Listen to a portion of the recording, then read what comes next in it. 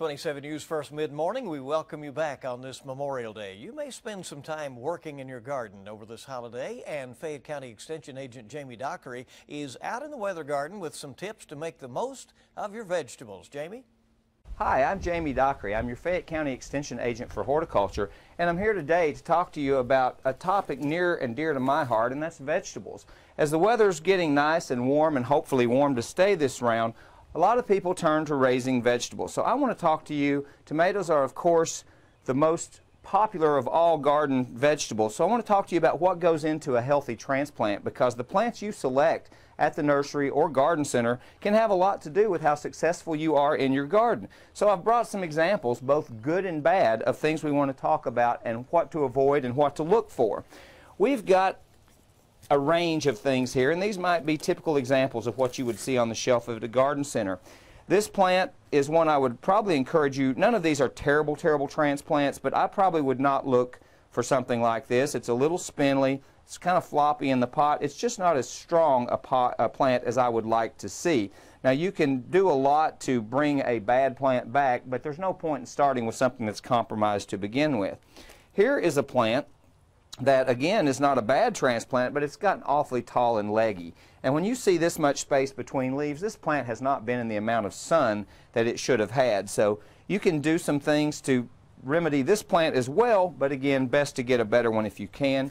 Here's something you definitely want to avoid in plants, and we've already got some spotting and some leaf issues on this. More than likely, this is nutritional. I suspect that's going to be a nitrogen deficiency, but it could just as easily be disease, insect problems, all sorts of things. So any kind of unhealthy yellowing, spotting leaves is probably a plant you want to avoid. It's not a bad idea, too, to gently remove a plant from its pack or container or pot and just look at the roots. Healthy roots should be beautiful, white, like this. If the roots are black or non-existent, you've probably got a plant that hasn't been watered properly, and it's going to take a little longer to get settled into the garden. This fourth plant is what I would consider about as nice a plant as you can find.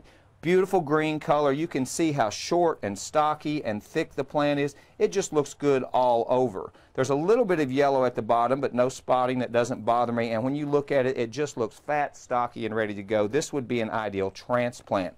Another false economy that we often get sucked into would be the bigger tomato plant, particularly a plant that's already flowering or setting fruit.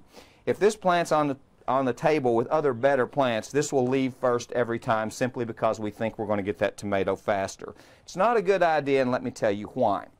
Once a plant reaches this reproductive stage and starts flowering and setting fruit, it's going to focus all of its energies into growing that fruit and seed to maturity. That's great if you want one ripe tomato early, but it's not so great because it comes at the expense of growing a much larger plant that could support more flowers and more fruit later in the season. So you could still make a good transplant out of this, but it would involve removing this fruit and all of these flowers, and that's a very painful and difficult thing for you to do as someone who's wanting tomatoes early. Another thing I want to share with you about these tomatoes, age-old practice that some gardeners have done for years. If you start with a leggy transplant or even a stocky transplant, you can get a lot more root system on a tomato simply by planting it sideways. Now, you don't want to bury this up to here. You could, but the roots need air as well as water and things. So you can take a leggy transplant, gently dig a trench and plant it on its side with just the tip gently sticking out of the ground. This stem will grow roots along its entire length and give you a much bigger root system than had we just stuck the root ball in the ground. So a tall plant's not necessarily a bad value, and by planting on its side, you can develop a plant that may ultimately be better. But I hope you'll apply some of these tips in the garden center when you're looking for vegetables to plant in your own garden. And I think starting with a healthy plant is one of the best ways to get off to a good start with your tomatoes or other vegetable crops. All right, Jamie Dockery, thank you very much. Keep it here, WKYT and